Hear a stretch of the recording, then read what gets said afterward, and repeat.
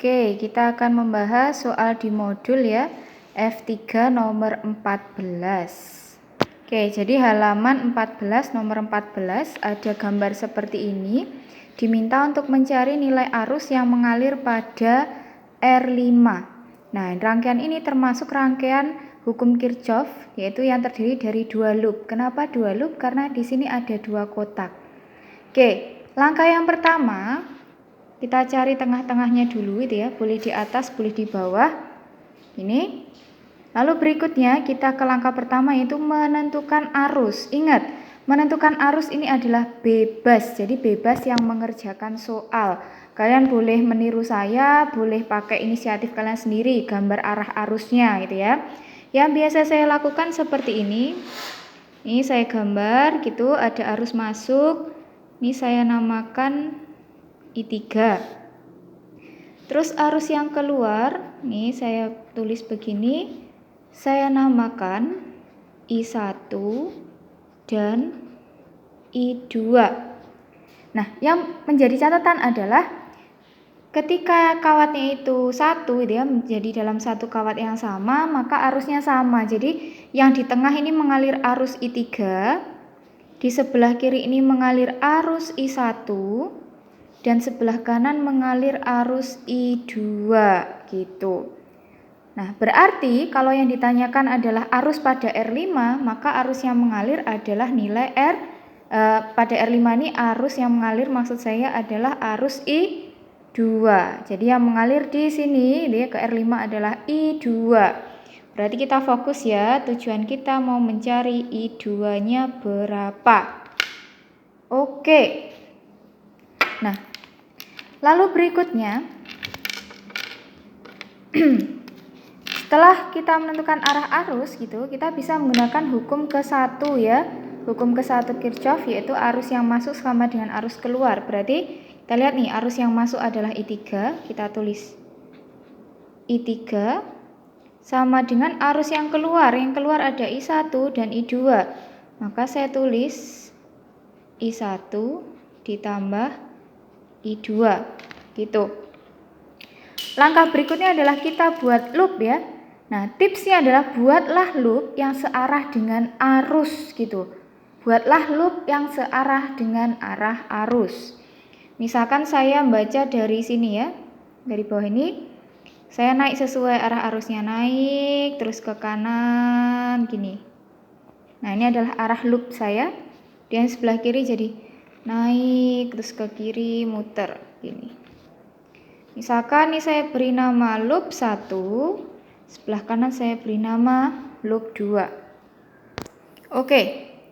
Nah, setelah kita membuat loop, kita langsung melanjutkan ke langkah berikutnya, yaitu menggunakan hukum kedua Kirchhoff ya. Yaitu ini bunyinya.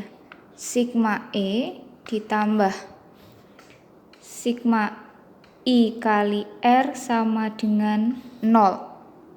Jadi jumlah E baterainya ditambah jumlah I kali R sama dengan 0. Nah, kita kerjakan tiap loop ya. Misalkan loop 1 dulu. Oke, loop 1 saya jalan dari bawah sini ya. Set, ketemu yang pendek. Berarti saya tulis min E2. Terus jalan lagi set, ketemu yang panjang. Berarti saya tulis plus E1. Ini ya. Set, selesai, E-nya habis.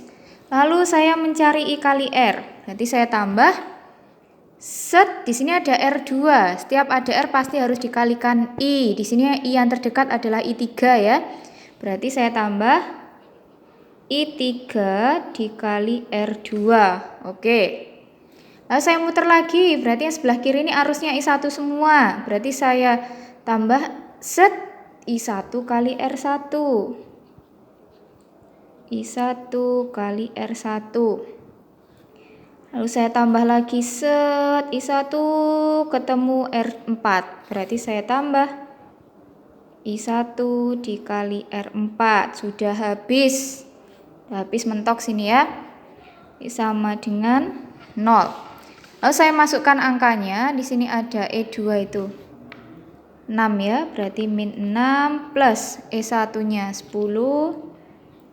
plus I3 kali R2 nya kan 3 tambah I1 kali R1 nya 2 ditambah I1 kali R4 nya 4 sama dengan 0. Nah kita hitung aja, ini jadinya min 6 plus 10 jadi 4 plus 3 I3 plus 2 I1 tambah 4 I1 berarti 6 I1 sama dengan 0. Nah tujuan kita tadi mau mencari I2, karena tujuannya mau mencari I2 berarti I3 nya bisa kita ganti I1 plus I2 ya.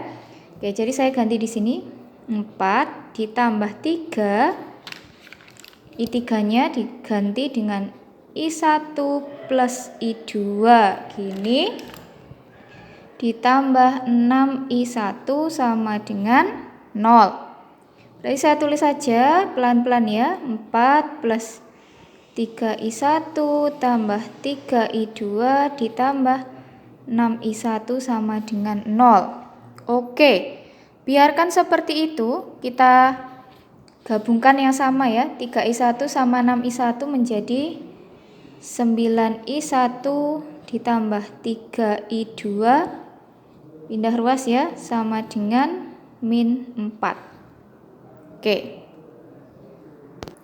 Oke, berikutnya kita kerjakan yang